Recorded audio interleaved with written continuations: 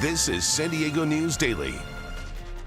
Hello and welcome to San Diego News Daily. I'm Monica Hernandez. Carlsbad police are investigating after they say a fight over an e-bike ended with a teenager being stabbed at a popular North County shopping center. It happened in the parking lot of the Shops at Carlsbad just before 2 yesterday afternoon.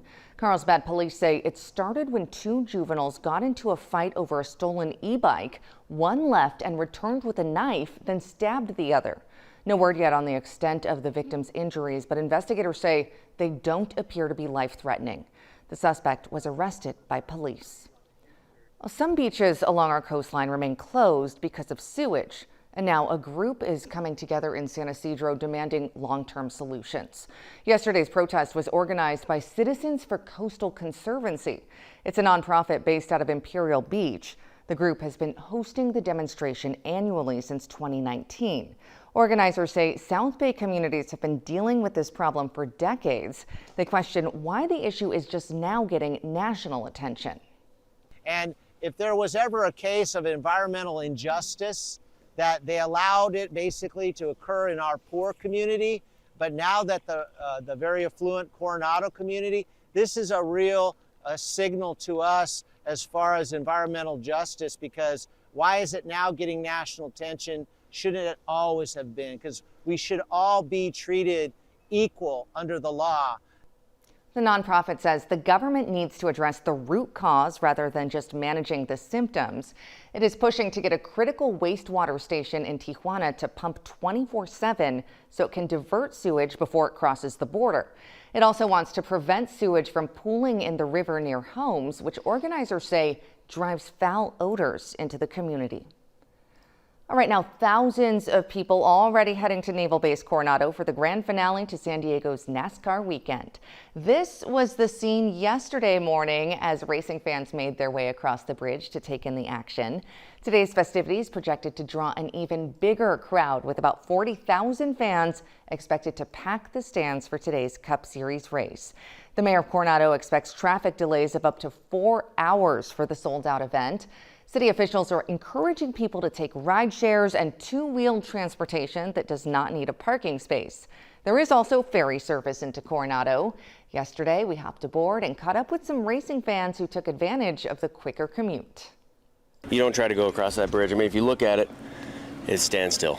So we don't deal with that. We get our coffees, burrito, you get on the ferry, and you have a great time.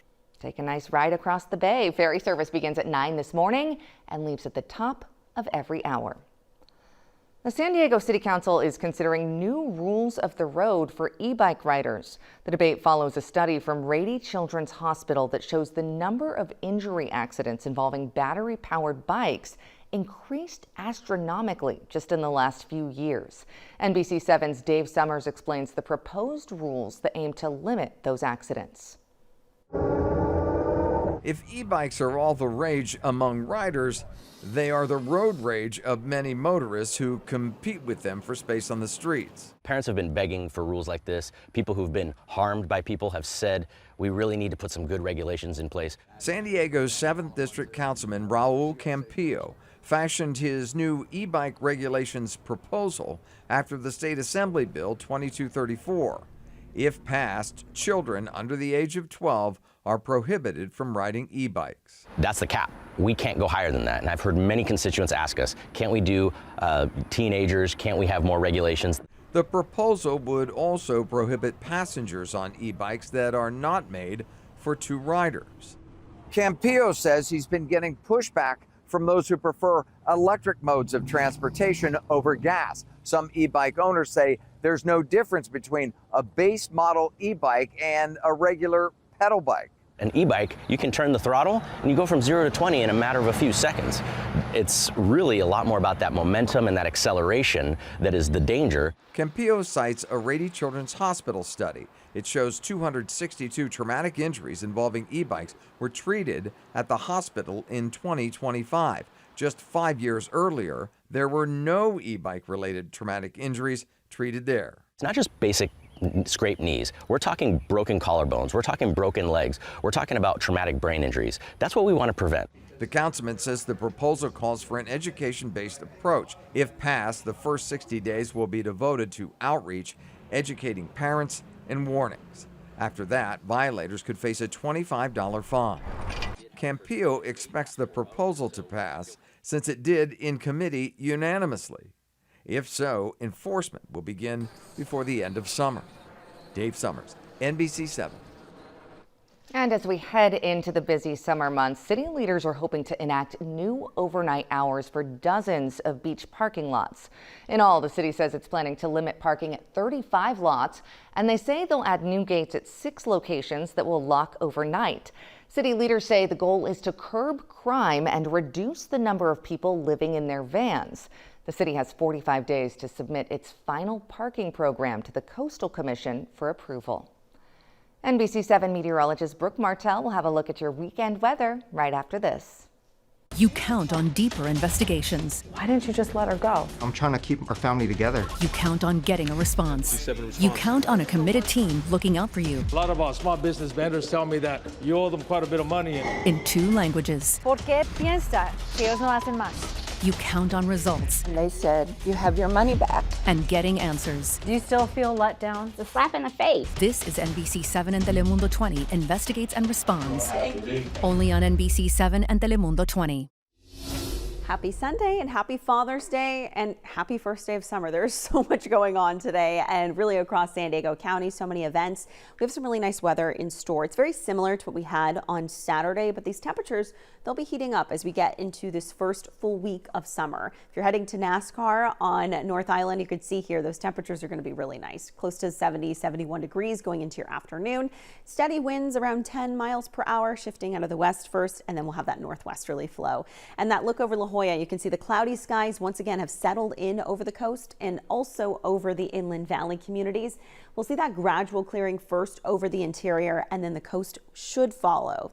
Give it some time to really mix out. We're looking at a UV index of 11. That's at an extreme level. So just make sure if you have the beach day planned, if you're heading to NASCAR, if you're going to any events out and about across San Diego County or just going to be outside, hats, sunglasses, sunscreen. You want to make sure you're limiting your time outside, especially if you are sensitive to the heat. Yeah, and periodically find some shade too. Here's a look at the coastal forecast for you. You can see for Oceanside, we're right around those mid 60s by 10 o'clock. We're expecting we could reach the 70s heading into this afternoon. High rip current risk. We're looking at wave heights from 3 to 6 feet, water temperature from the mid 60s. And we do have that beach hazard statement still in place through 11 o'clock tonight. Wave heights again up to 6 feet, but really strong rip currents. I know I just said that, but make sure if you're heading to the beach, you check in with the lifeguard, ask about those conditions, and even check them beforehand too to see if it's safe to get in the water.